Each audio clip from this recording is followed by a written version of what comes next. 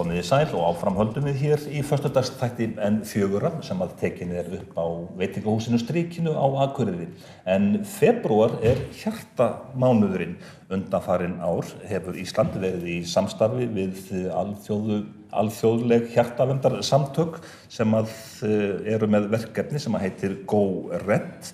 En þar megin áherslan lögð á konur og hjartasjúkdóma. Margrét Hrönn Svavarsdóttir, doktor Margrét Hrönn, lektor við Háskólann á Akureyri.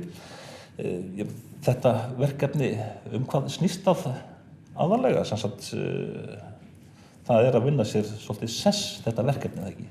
Já, eins og þú segir, þá þetta átaksverkefni sem sem sagt beint gegn konum og hjarta- og æðasjúkdómum, forvarnarverkefni.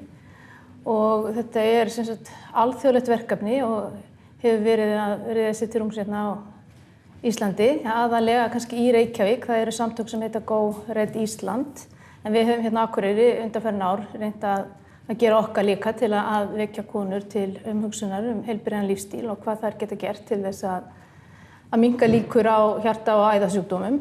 Og átakið beinist kannski mest gegn konum vegna þess að það svolítið í trú kannski manna að hjarta- og æðasjúkdómar séu sjúkdómar karla og þá kannski sérstaklega kransæðastíflur og hjartaáföll. En raunin svo að þetta sjúkdómur kvenna líka og algengasta dánarorsök kvenna í heiminum í dag og hérna í Íslandi líka. Doktor Gunnar Þór Gunnarsson, hjartalæknir við sjúkrahúsið á Akureyri. Já, þú sem hjartalæknir, þú hlýtur að fagna þessari samvinnu og að þetta verkefni sé starfandi hérna. Jú, þetta mjög nauðsynlegt, eins og Margrét sagði, þá hefur þessi karlastimpill verið hjartasjúkdómum. Og það til margar gerðir af hjartasjúkdómum. Algengasti hjartasjúkdómum sem við sjáum kransæðasjúkdómur, það segja kransæðakalkanir og stíflur.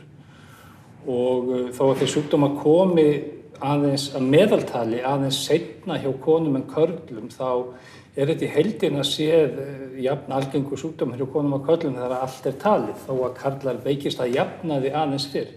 En það svolítið inngróið í kerfið og í hugsun og jafnvel í hugsun okkar lækna að vissu leyti og heilbrigðisstarfsfólk að þetta sé sjúkdómur karla. Það líka sjúkdómurinn mörguleyti líkur ef við tökum kransæðasjúkdóminn, mörguleyti ólíkur líka. Það oft erfiðar að greina þennan sjúkdóm hjá konum. Þær eru með einkenni sem eru ekki þessi dæmigerðu einkenni og þá það einkenni karlana sem kölluð eru dæmigerð. Og það þarf oft að beita öðrum aðferðum til að greina þetta. Það heyrir líka til að svona sögulega séð hefur þessir kransæðasjúkdóminn verið rannsakaður mest hjá körlum.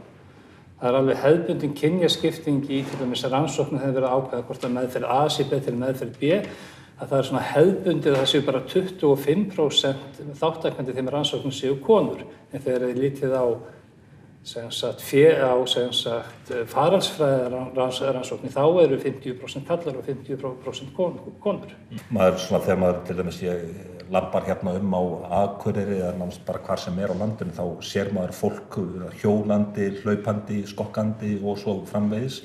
En samt sem áður þá kyrrseta, hún líka alltaf að aukast.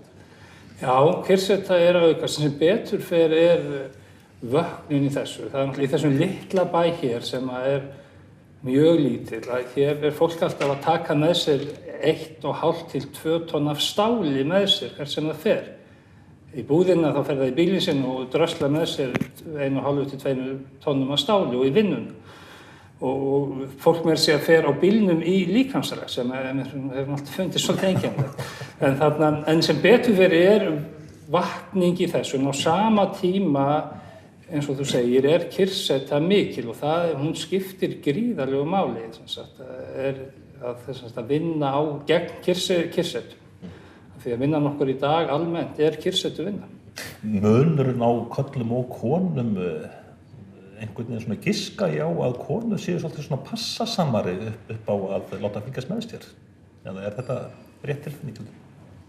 Já, þú kannski að svara þessu Gunnar, ég bara veit. Já, ég held að það sé það að mörgu leyti, en sumir leyti hefur það slegið svolítið einkennilega út að það sem hefur gerst á undanförnum árum að það hefur jafnvel fjölgað kransæðasjúkdómum hjá yngri konum.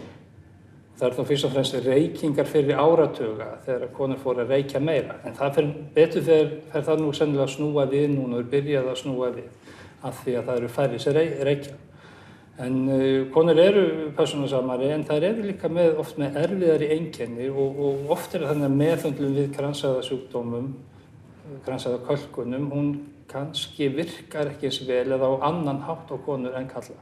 Og við vitum ekki alveg á hverju það eða hvað við eigum að gera í sambandi við það. En svona verkefni eins og GoRed skilar þetta árangri? Já, við náttúrulega erum að þessu að því við höfum trú á því að það gerir það að þetta svona veki fólk til umhugsunar og hvetja til heilbrigðari lífstíls, hvetja til að hreyfa sig meira og eins og Gunnar sagði, reykingar hafa minnkað og nýjum tilfellum af kransæðasjúkdómum hefur fækkað en svo spurning hvað gerist á næstu árum því að við erum að sjá gífurlega aukningu í offitu og þar með sykursýki 2. Sykursýki 2 er mjög stór áhættuþáttur fyrir kransæðasjúkdóma, sérstaklega hjá konum, stærri heldur en hjá körlum.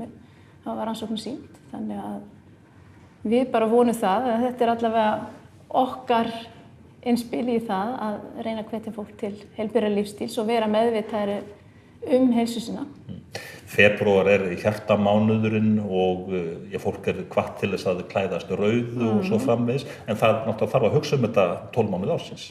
Það þarf að gera það, já. Gunnar, þær heimsóknir sem að þú ert að fá svona dagsdaglega frá fólki, hvernig er staðan svona almennt séð í hjartasjúkdómum og svo framvegis? Já, ef við tökum kynjaskiptingunum þá, án þess að ég hafi tölur það svona í minni dagsdaglegri vinnu, þá held ég að sé afskaplega lítill munur á fjölda þeirra sjúklinga, eða fjölda sjúklinga eftir kynning. Það eru aðeins fleiri yngri karlmenn, en það er lítill munur á fjölda karla og kvenna. En svo náttúrulega eru ýmsir aðrir hjartasjúkdómar annað en kransæðasjúkdómar sem eru til líka og kransæðasjúkdómar sem eru algengastir. En það er í heildina séð nokkuð jafnt á milli karla og kvenna. Þetta verkefni GoRed, ef við ekki bara segja að þetta sé komið til með að vera? Jú, það gerir það. Þetta er mjög skemmtilegt verkefni og hefur verið vel sótt hingað til, þannig að við reynum að halda þessu lifandi. Margrét Hrönn og Gunnar Þór, bara þakka ykkur fyrir komuna og gangi ykkur vel í þessu verkefni og þar með látum við þessum föstudagsþætti en 4 lokið. Þökkum fyrir áhorfið og góða helgi.